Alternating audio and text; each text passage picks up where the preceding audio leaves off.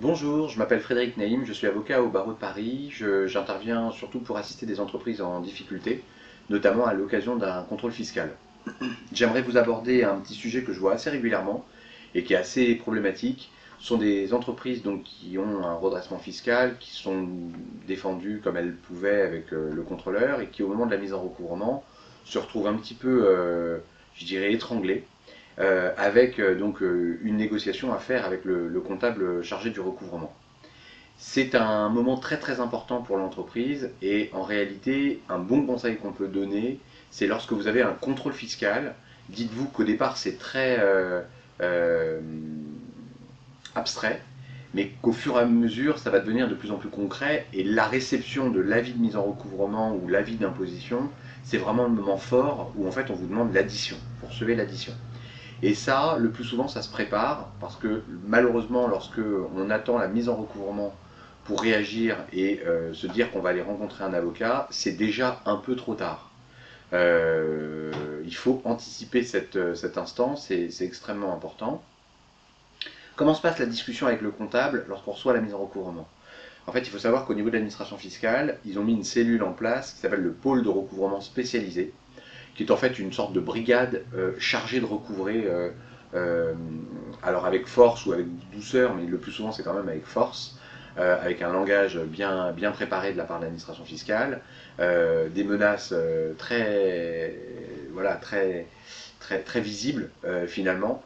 Et c'est donc un moment très important où il faut absolument être aidé, donc soit par un avocat, soit par un expert comptable, soit par qui vous voulez, mais par quelqu'un qui connaît la matière, précisément pour être une force à vos côtés dans la discussion et dans la négociation avec l'administration.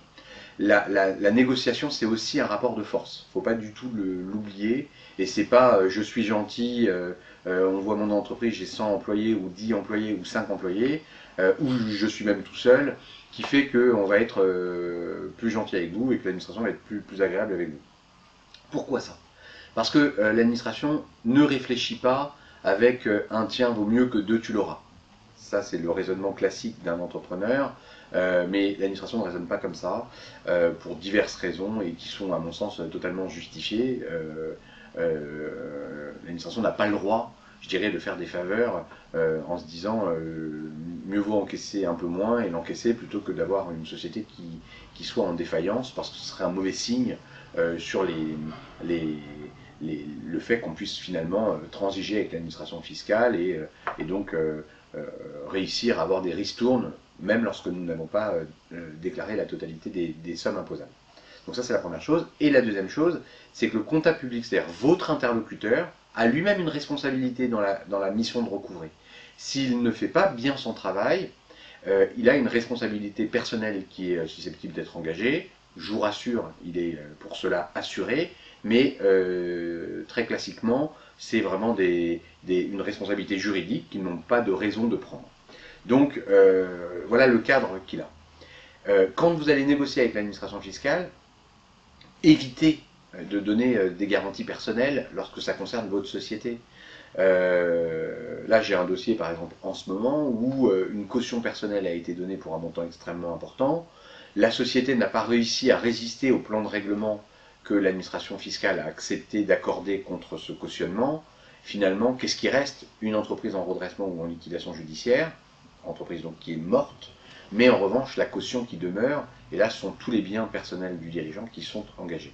Donc, vérifiez bien la pérennité d'un plan de règlement avant de vous engager personnellement. Et à mon avis, l'engagement personnel est vraiment à éviter et il existe d'autres solutions, notamment si vous intervenez en amont et que vous vous faites aider avant la mise en recouvrement pour éviter d'avoir à donner votre cautionnement. Et il y a plein de solutions tout à fait légales pour permettre d'échapper à ce type de garantie.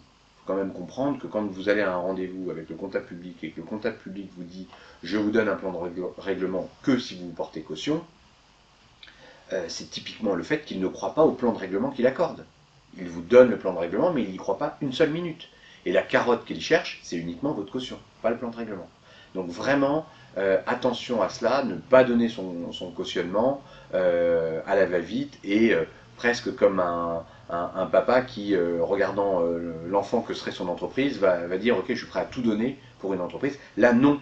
Une entreprise, c'est pas votre enfant et c'est quelque chose qu'il faut quand même prendre avec une forme de distance pour réussir justement à sauver votre entreprise, mais aussi à vous sauver vous-même et à ne pas mettre tous les œufs dans le même panier. Voilà.